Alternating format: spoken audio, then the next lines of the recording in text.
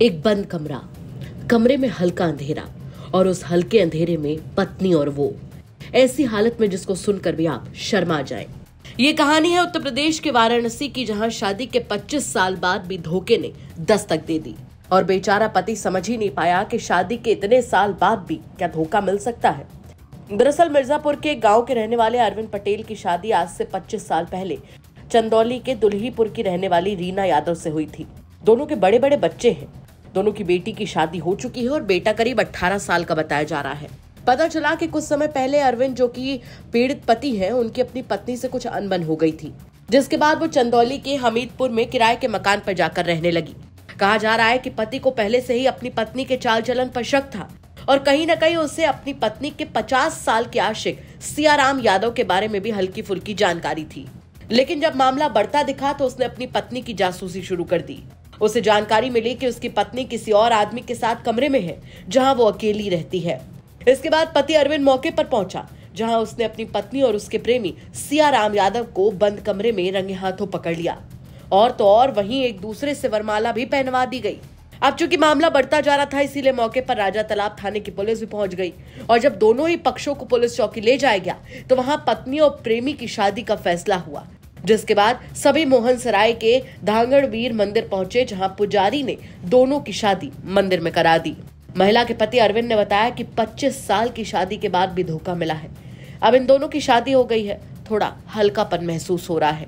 हमारी औरत थी, उसको यादव जी रखे थे, बार बार उनके कहीं आते जाते थे। रात को आए, रात भर सूते, तो हम सोचे कि इनके साथ शादी करा जाते ठीक रहे। तो कैसे आपको जानकारी हुई, कैसे आप उनके पता लगाए, घर पहुँचे आप? बहुत पहले से पता लगाते अब लग गया। वहाँ पर आए तो देखे, उसके बाद हम हट बढ़ गए तो फिर 4-10 लोग को बुला कर लिया कर ये शादी करा दी। हाँ। अब कैसा लग रहा है आपको अपने अपनी पत्नी? ठीक लग रहा है, हमको ठीक लग रहा है कि बहुत बढ़िया हुआ कि हमेशा के अथवा ठीक हो गया।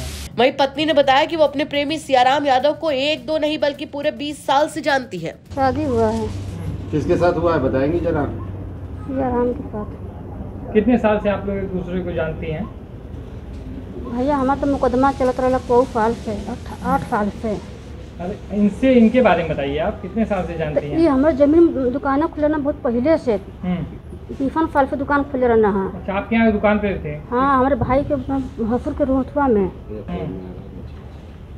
तो वही में रहत रहना है। तो आज आप लोगों की शादी हुई है, तो किसने कराया? आप लोग अपने मन से कि किसी ने कराया है?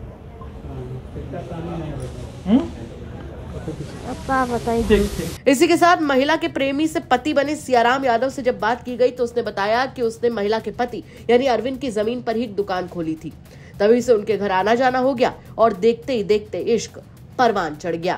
सर, हम जो दुकान खोले थे इन्हीं के जमीन में, और उसी समय से हम लोग घर से आना जाना, भैंस गाय दूरना, उसी समय से संपर्क था। आज जो है कि यहाँ तक शादी करा दी। तो किसने कराया शादी आपका? ये उन्हीं का आदमी कबीर था। अच्छा, उनका आदमी क्या नाम था उनका आदमी का? कबीर नाम था। आप क्या करते हैं? हम पच्चावन का दुकान करेंगे। कहाँ के रहने वाले हैं? सरिया का।